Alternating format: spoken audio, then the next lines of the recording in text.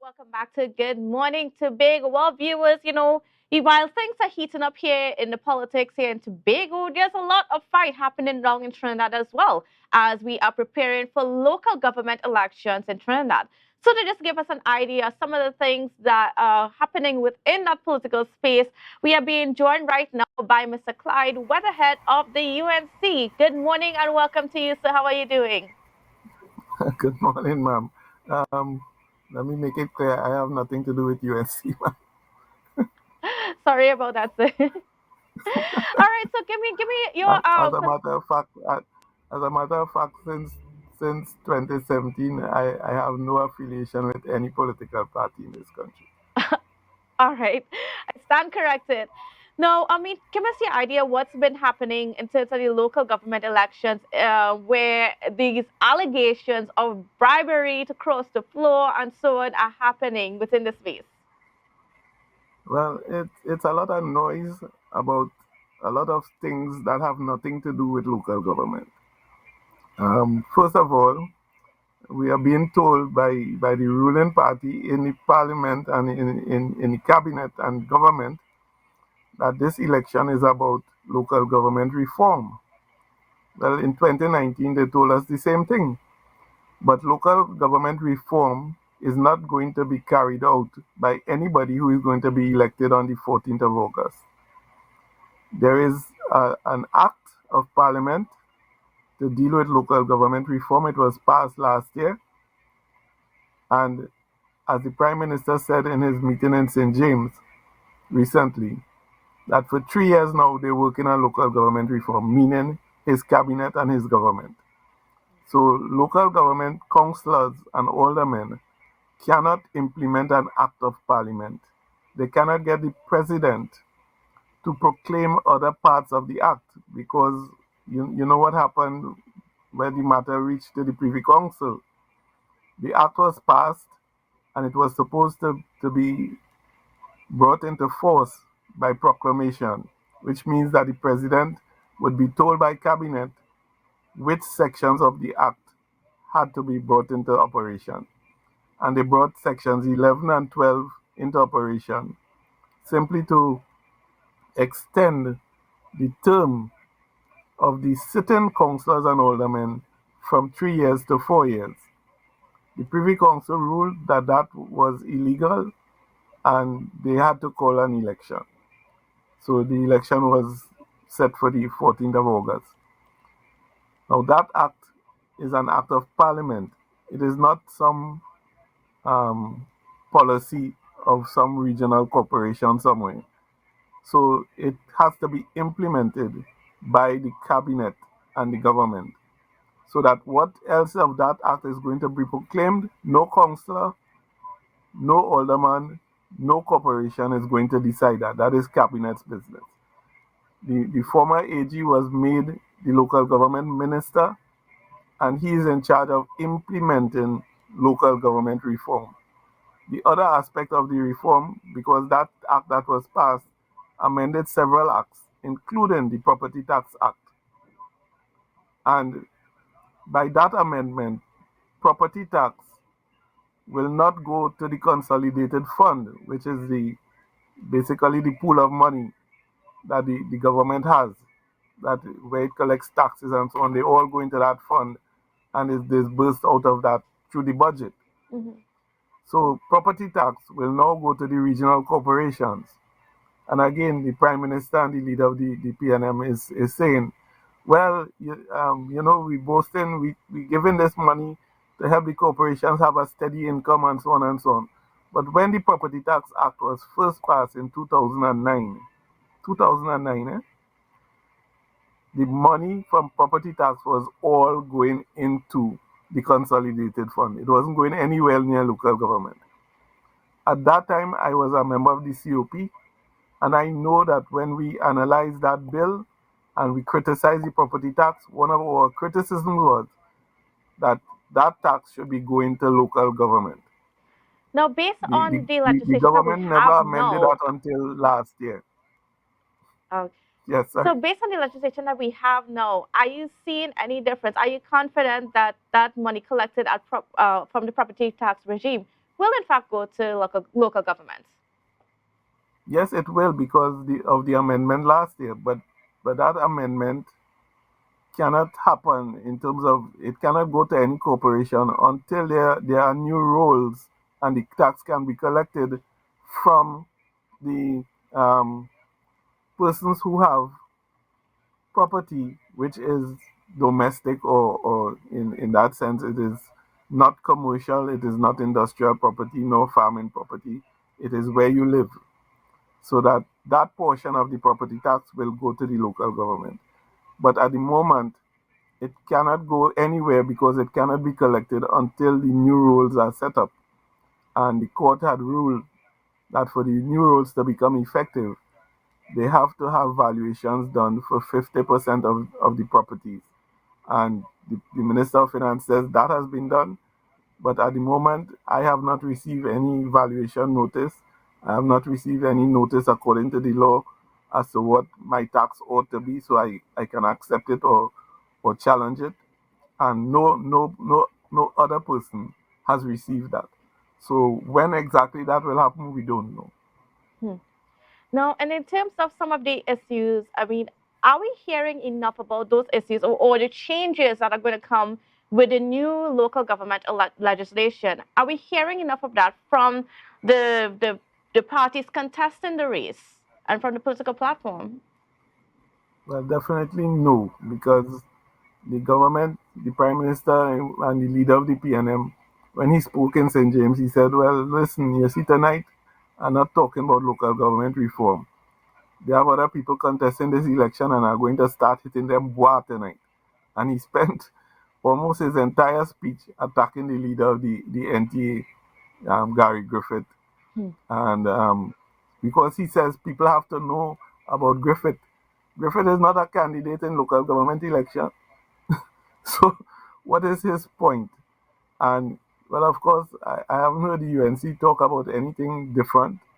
The leader of the opposition and the leader of the UNC at a meeting this week on Monday night went on and on about the PNM and this and that and what the Prime Minister said.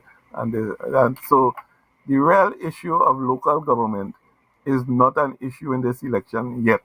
I hope it might become so by the 14th of August, but I'm not too sure. Now, if it's this is how the campaign started, are we going to see even any change to the voter turnout? Because local government elections traditionally has a lower voter turnout than any of the other elections within our country, and it is a situation right now where we are trying to move from what exists to a greater responsibility from local government within the regional corporations and boroughs and so on. So, are we seeing on the ground? Are we seeing anything that would attract a higher voter turnout? Well, at this moment, there's nothing like that because the only thing I'm seeing is that in my community here, there hasn't been a set of mics up and down yet, but I'm told in Central, in some areas, every day is the PNM UNC mic up and down the place. What I've seen here is people in red jerseys coming around to every house canvassing. Um, but I haven't seen the candidate, although he's a sitting councillor. I usually see him either when there is an election or possibly Christmas time. But other than that, I don't know. I don't see my councillor really. Um, the point is that in this election, we have been fed a falsehood that this is about local government reform. And that reform is something that the central government has to implement because the law is already there. So we have 373 candidates, and of that, 141 councillors are going to be elected. And because of the change that was made in 2013 to the Municipal Corporations Act and the electoral law, the aldermen are going to be selected based on lists that have already been provided to the EBC on nomination day, based on how many votes the candidates get in the respective corporations. So you have 373 people vying for 141 posts. What people should be focusing on is who is the best of the candidates in my area to represent me. You can't focus on local government reform. That is already there. The law is there, and the government has to implement that. You're not electing anybody to tell the president when to proclaim anything. No councillor or anybody does that except the government.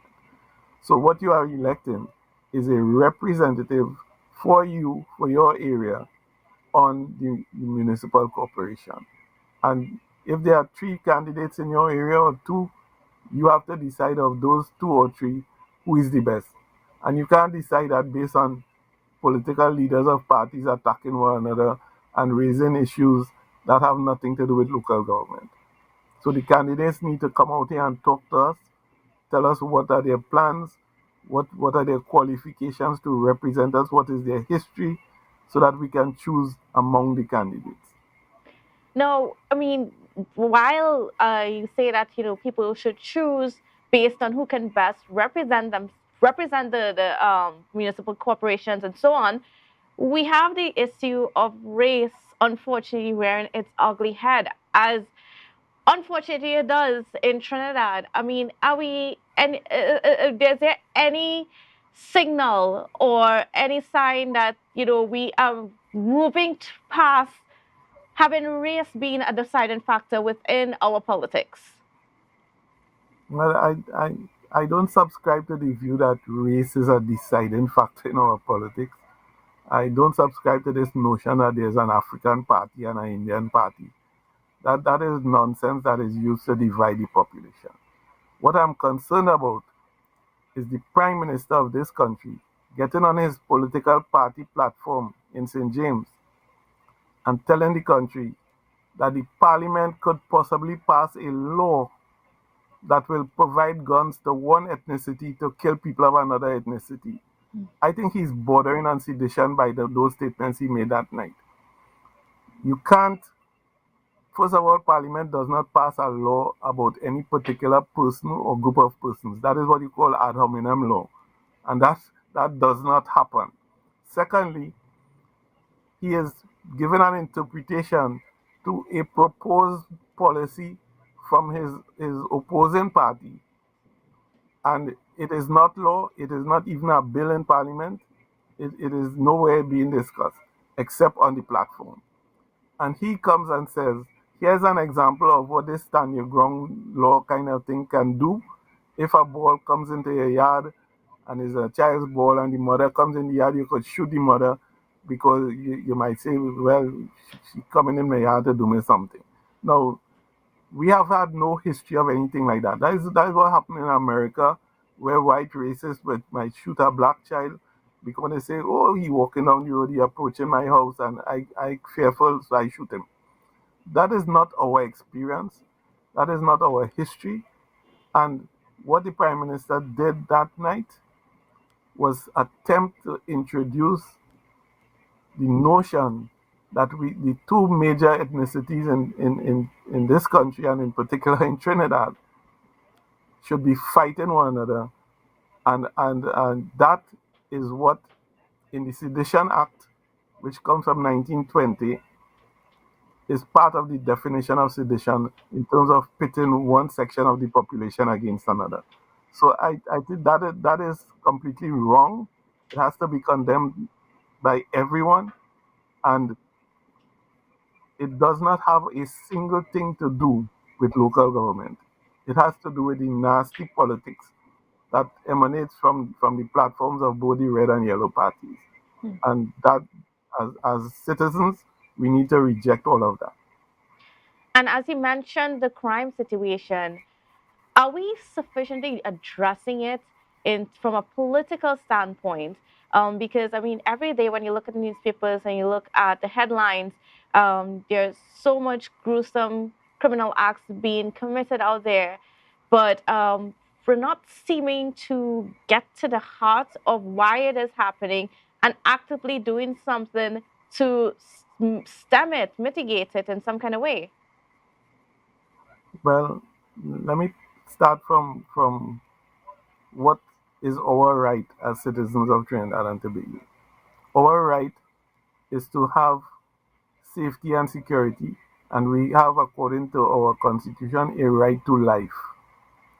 And who guarantees our rights? Who protects our rights? It is supposed to be the government of the country.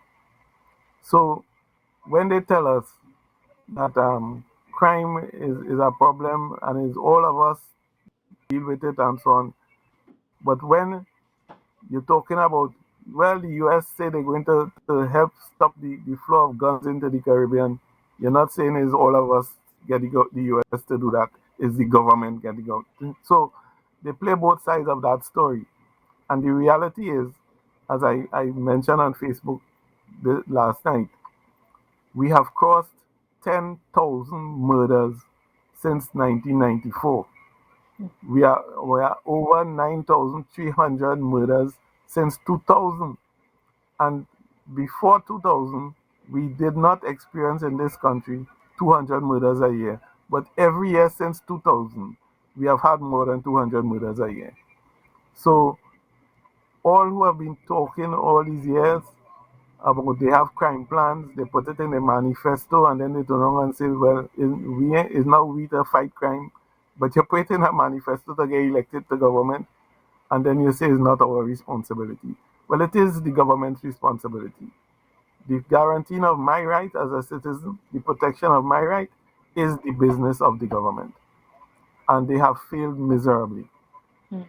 For this year alone, we have just crossed 300 murders yesterday. That is what is going on, and you can't talk that as though, well, the citizens need to be vigilant and protect themselves, and then you're against stand your ground. And I mean, where you're really going with all of this?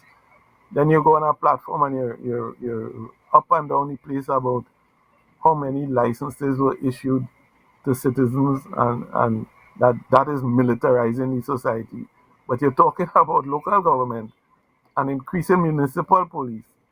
Militarizing society is not about if a citizen have a gun, you know. It is about imposing police police powers on the society, either using the police or the army or both. And we've had joint police army patrols in this country since the 1980s, and it has not stopped anything. Nothing that has been done has reduced the murder rate. Our present commissioner of police said by June she's going to reduce the murder rate.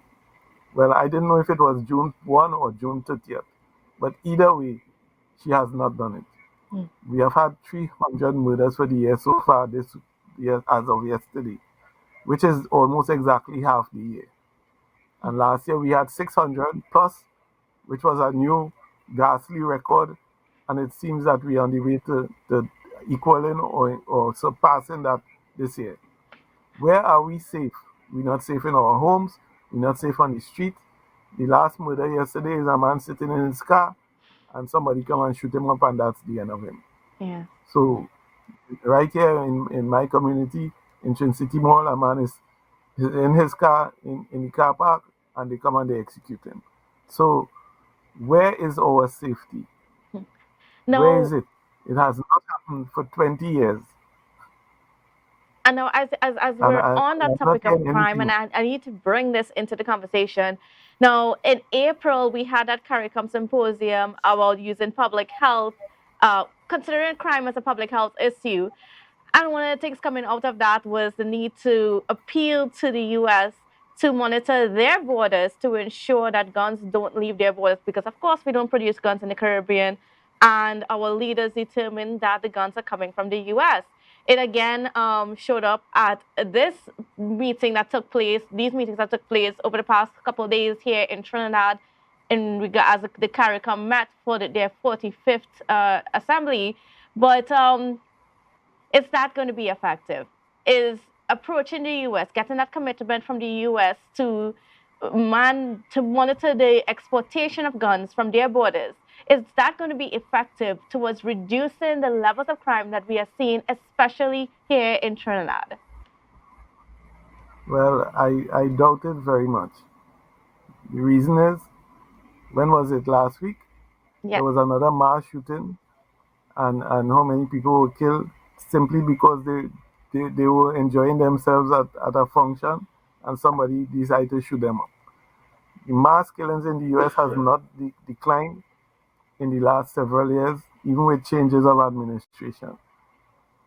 And the U.S. manufacturing guns is those guns are being exported all over the world, and they're exporting more than guns. In fact, the whole military-industrial complex is now fueling a war in Europe, in terms of Ukraine and Russia war, and they gearing up all the military hardware in the Pacific Ocean with Australia and so on, threatening China, and they're establishing new bases in Latin America and so on. So even if those guns don't come directly through sellers in the United States, um, they will find their way here, and because that's where the guns are coming from.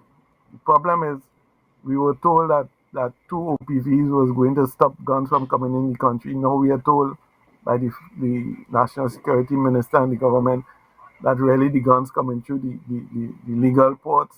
And so where are they? What is being done to stop it in our own country to prevent the guns from coming in? America will talk anything. They will say anything. What is the measure they put in place? At the moment, they said, according to Secretary Blinken, when he spoke here in Trinidad the other day, he said, well, we have an experienced prosecutor who we're making available to the Caribbean. We passed a law to deal with gun crimes in the States and so on. But that law cannot be effective when mass murders are taking place in the US. And I'm not too sure that this so-called war on guns, as the CARICOM chairman described it, that is going to be any more successful than the so-called war on drugs, which has failed miserably over decades now. Hmm.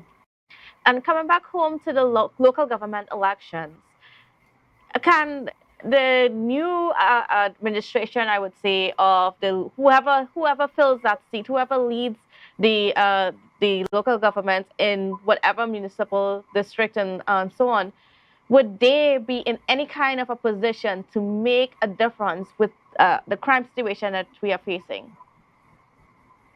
Well, the only thing I'm hearing from the local government minister and the government platform is that we are going to increase the municipal police. That is how we're going to fight crime in the municipalities. So we've had more police and more police. Our police force has been swelling and swelling over the years. We've had joint army police patrols since 1980 something under the NAR, and none of that has deterred the crime. In fact, it keeps getting worse. So the corporations, merely by having more municipal police, that is militarizing the society, and that is not going to bring any stop to the crime. The issue is we have, as the Prime Minister said, we have refused to deal with this issue 2 decades or 3 decades ago when it was now beginning to develop. And at this point in time, there has to be a whole set of different activities done to be able to roll back this crime wave in this country. Mm. Municipal corporations, just like that with more police, is not going to do it. Now, another In is any case, as I said just now, nothing is going to happen with those corporations unless the law, the rest of the act, is proclaimed. Because the only thing they proclaimed last year was to extend the term of office for the incumbents by up to 4 years, which, by the way, is what the new elected people will be there for 4 years. But unless the rest of that act is proclaimed, how are they going to have any new function or any new power or any new accountability in the regional corporation? and then that also speaks to what can be done in terms of some of the climate change issues that we are facing here in the country. I mean, we're seeing it constantly every time there's some adverse weather condition. The floods and so on are getting worse. And the regional corporations, and they are constantly complaining that they are under-resourced, underfunded to treat with all the issues that they need to treat with to take care of the people in the community. Well, what the solution to that we are told is property tax.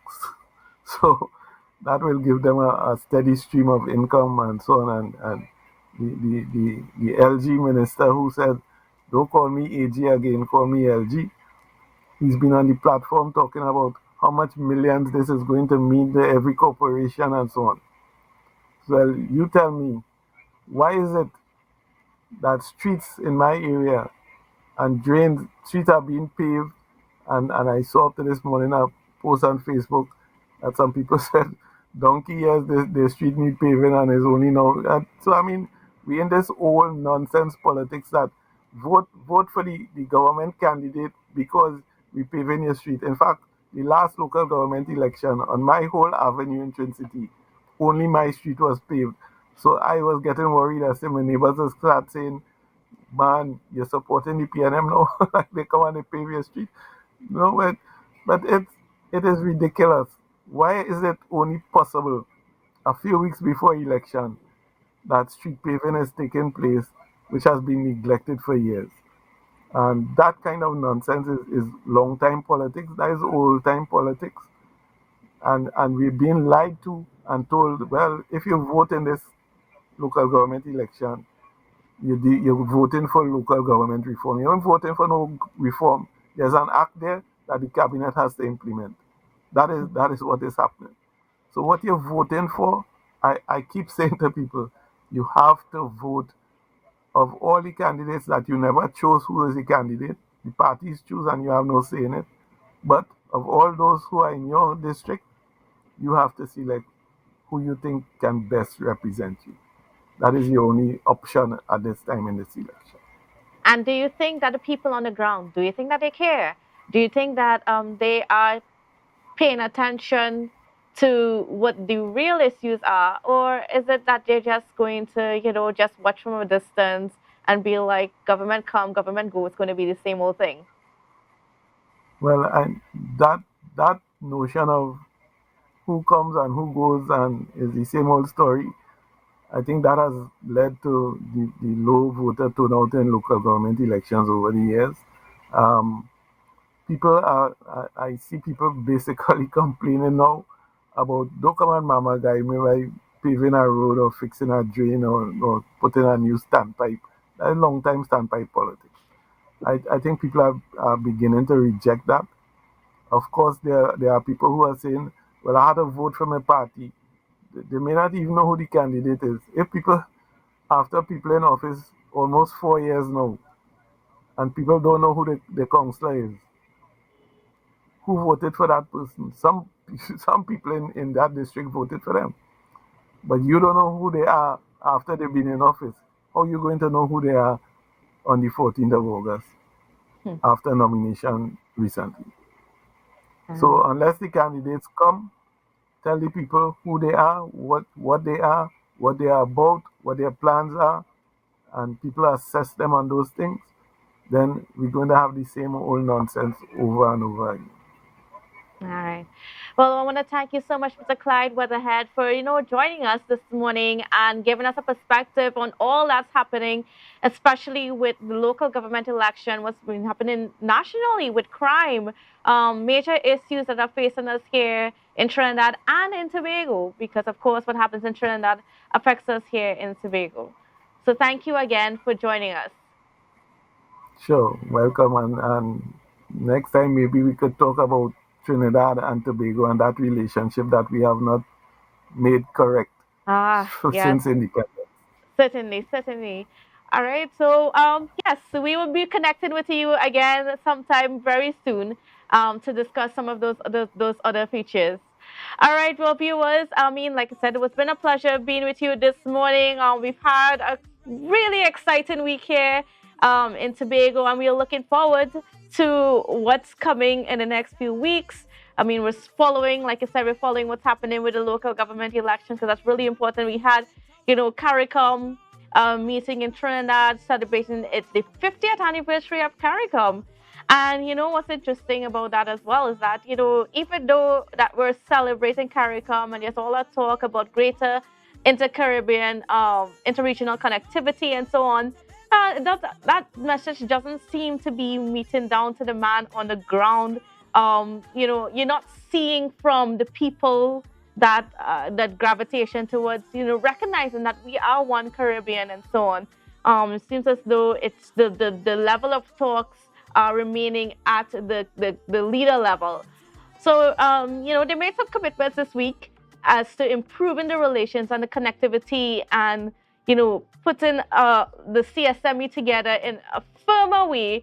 But I mean, it's left to be seen how that would be implemented, how that would be fulfilled in the near, not too distant future. All right, viewers, I want to thank you again for joining us. Again, it was a pleasure. And remember to stay connected to Tobago Updates for all the latest information. And if you haven't gotten Amplia yet, you need to get it because we are broadcasting 24-hour content on channel 102 only on Amplia. So if you want to get a full showing of Tobago content, you're going to want to get connected with Amplia. All right, again, so have a safe and wonderful day, and we will see you again on Monday. The energy fill the skies. I say, thanks for favor to wake up and hear me neighbor. 60,000 people strong.